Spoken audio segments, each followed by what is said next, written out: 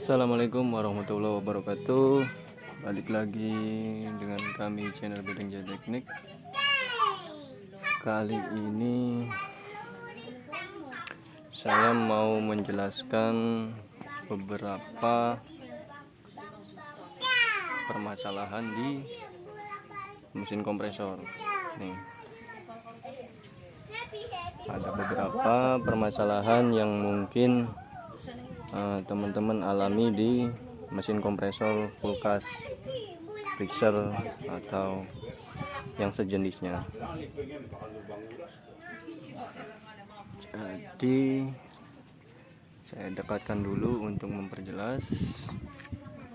Nah, ini dia. Oke. Jadi banyak masalah, bukan banyak, ada beberapa permasalahan di mesin kompresor ini.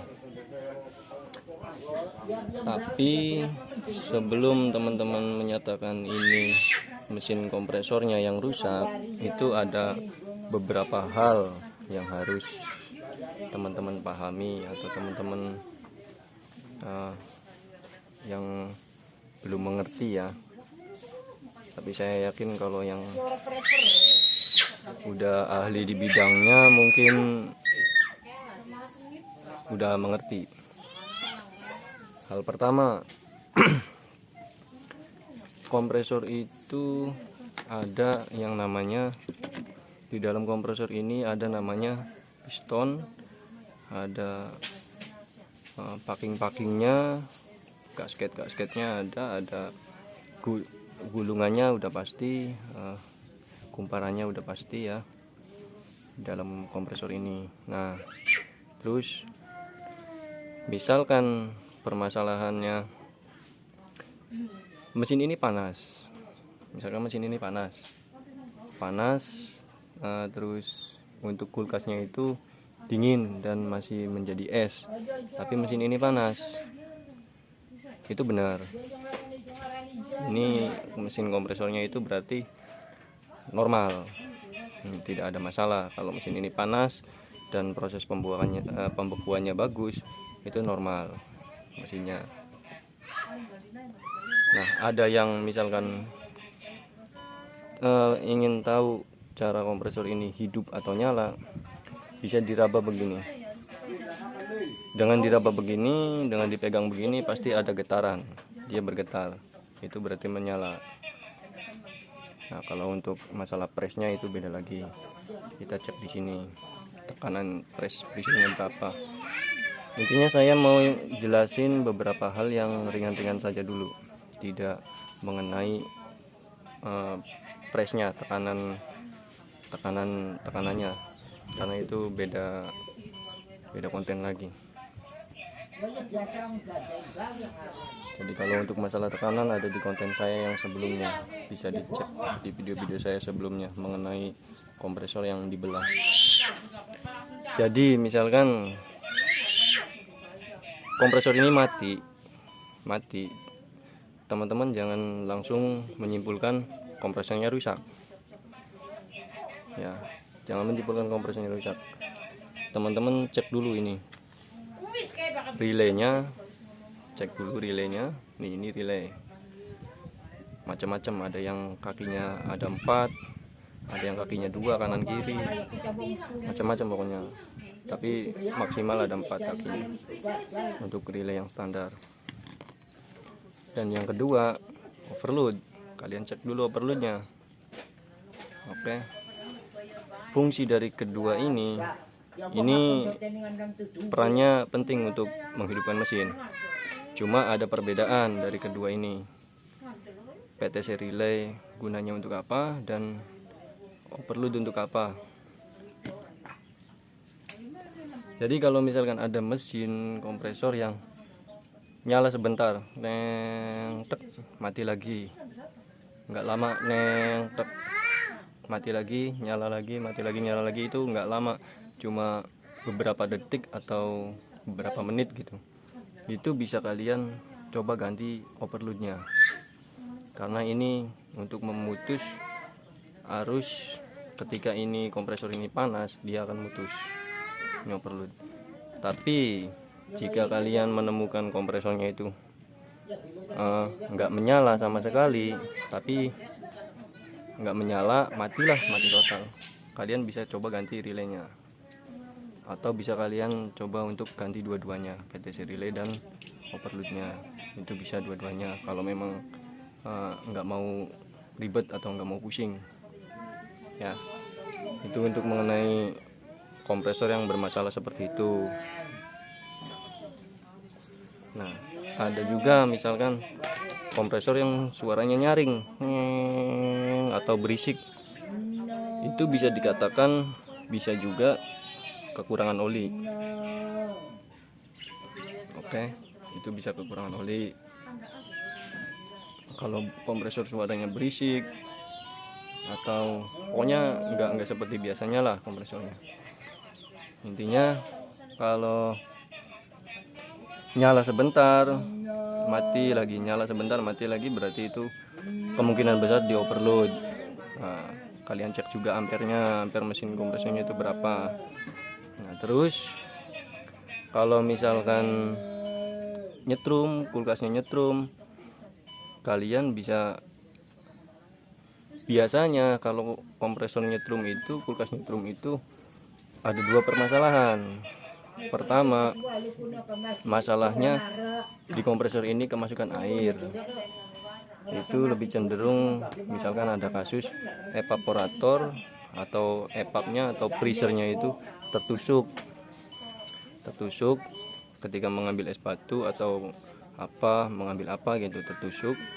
Nah, otomatis kan freonnya keluar, bocor, berlubang. Nah, lubang tersebut itu menghisap air, karena ini kan kompresor kan menghisap dan membuang kan begitu, menghisap dan melendang. Jadi kemungkinan besar airnya masuk ke kompresor, akhirnya terjadi nyetrum. Nah, kalau masalahnya seperti itu, kalian bisa coba, untuk solusinya kalian bisa coba kalian potong semuanya nih, pipa-pipanya kalian potong semuanya, kalian buang olinya, kalian kuras, kalian balikan, kalian kuras olinya sampai betul-betul habis, sampai betul-betul kering, kalian kuras. Nah, setelah itu coba lagi. Tapi kalau misalkan masih begitu, masih juga nyetrum, itu berarti ada kemungkinan di dalam kumparan itu, lapisan kumparannya itu ada yang putus, short, ada yang short lah di dalamnya. Nah, untuk solusinya itu kalau nyetrum begitu, kalau misalkan yang di dalam kumparan, ya kalau memang kalian penasaran, kalian harus belah. Kalau memang nggak mau ribet, ya kalian harus ganti kompresor gitu ya. Contohnya seperti ini nih. Ini kompresor ini dia itu nyetrum. Tadi udah saya tuang olinya, nih. Ini olinya tuh. Olinya hitam dan kotor. Tuh kotorannya. Ini kotorannya nih. Kenapa saya tuang? Karena ini kulkas ini sebelumnya kata orangnya itu tertusuk dan sudah panggil tukang servis orang lain, bukan saya. Nah, setelah diservis katanya beberapa hari lalu nyetrum si kompresor ini, keterangannya seperti itu. Nah, setelah saya cek, saya kuras olinya, masih juga nyetrum. Nah, ada solusinya, tapi kita cek dulu. Kita tes dulu. Nah, kita sambungkan kabel tes. Ini kabelnya. Kita colokan. Nah, mesin ini menyala karena dia nggak ada oli, udah saya kuras, jadi dia berisik. Nah, di sini dia tidak ada short ya. Nah ketika di sini tuh kelihatan ya, tuh tespennya menyala,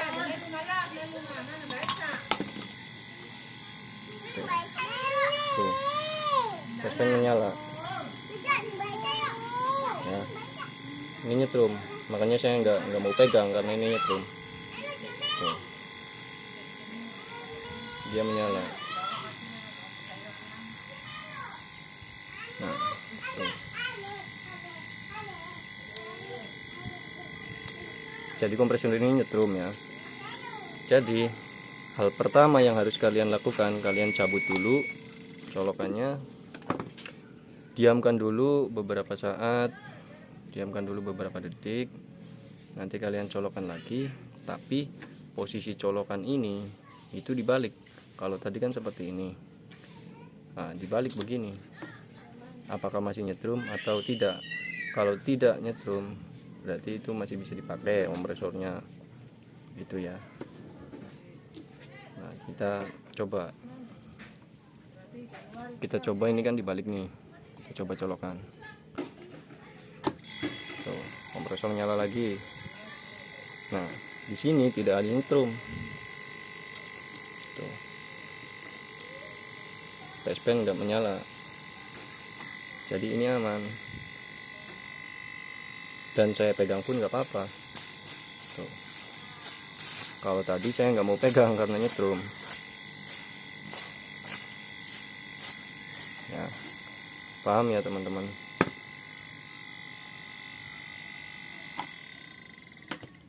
Jadi ketika anda teman-teman menemukan kompresor yang nyetrum, hal pertama coba dibalik dulu colokannya.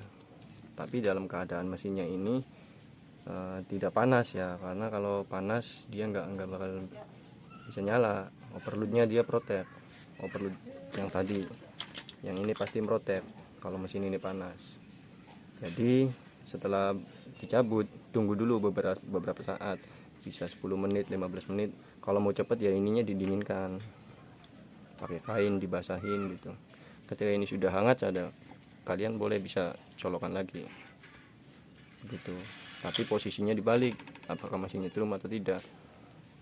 Nah kemungkinan besar kalau masalah seperti ini, karena ini kan sudah saya kuras olinya, kemungkinan besar di dalam kumparannya ada yang short. Tapi untuk nilai kumparannya saya cek pakai tester, itu masih bagus, nilainya tidak putus gitu ya. Mudah-mudahan bisa dipahami. Nah cara ngecek kumparannya putus atau tidak gimana bang, katanya. Baik, begini. Aduh, ada pengamen nih. Ini di sini ya.